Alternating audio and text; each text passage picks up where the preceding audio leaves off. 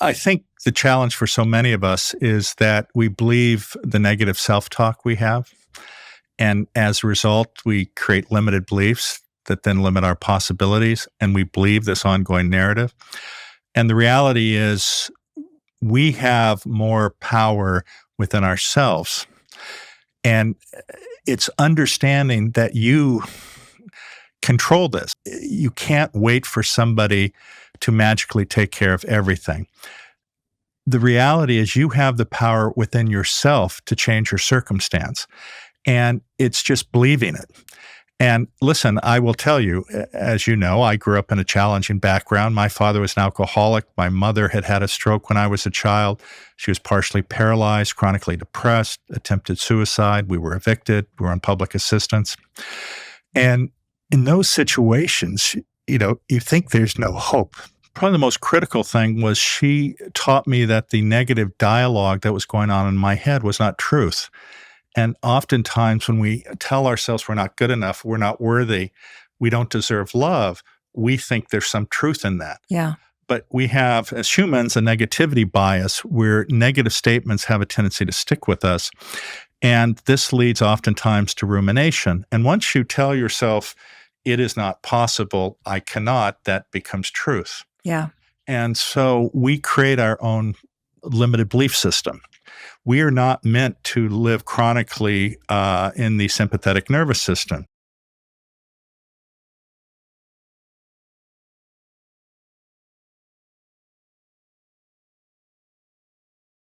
We are meant as a species to live in our parasympathetic nervous system where we have openness, generosity, caring, love. The problem is the nature of how capitalist society has been developed actually for many, many people activates their sympathetic nervous system chronically, and they get distracted from their purpose. Our purpose is to love one another. Can you explain what manifesting is? How do you think about it or describe and teach it to people around the world? So, as you know, with manifestation or that terminology, there's a lot of woo-woo and pseudoscience. And a lot of people take advantage of that. And it turns, unfortunately, into a money-making opportunity for some people. The reality is, though, that actually the ability to manifest is fundamentally based in neuroscience. There is no woo-woo. There's no magic. There's no law of attraction. Based on the history of it, back in the 1st and 2nd century, the Hermetics came up with this idea, and it's been propagated through different prosperity gospels and all sorts of other things, as if you have positive energy and you put that energy out in the world, you will be able to manifest the Porsche, the Ferrari, the mansion, and but if it doesn't happen, it's your fault. Because you didn't care enough, or you didn't do it the right way, or just buy another book and I'll tell you the real way to do it.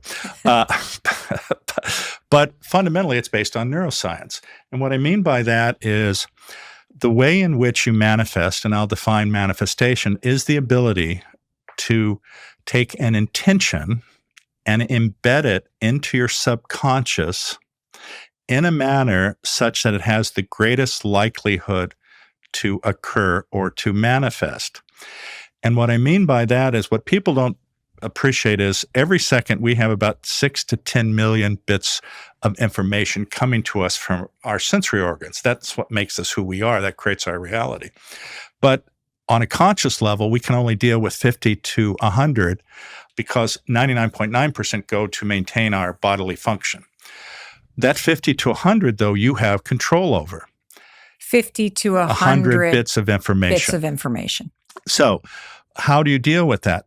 Well, you take the tools, and what I mean by that is the tools to embed something into your subconscious. Okay. The best way to do that, and I'm sure you've heard the term, what fires together, wires together. But can you explain that for the person listening? What does that mean? So if you create habits, this results in the creation of neural pathways. And if the mere repetition of those habits actually lays down the circuitry that then gets embedded and then actually makes things happen. And I'll explain it as follows.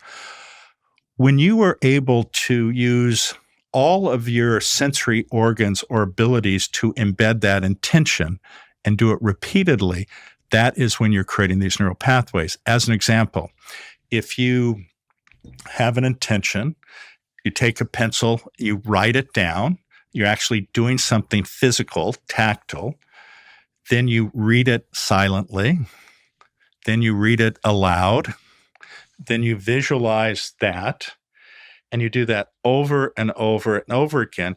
What that will do is then embed that into your subconscious. And then these different cognitive brain networks get activated.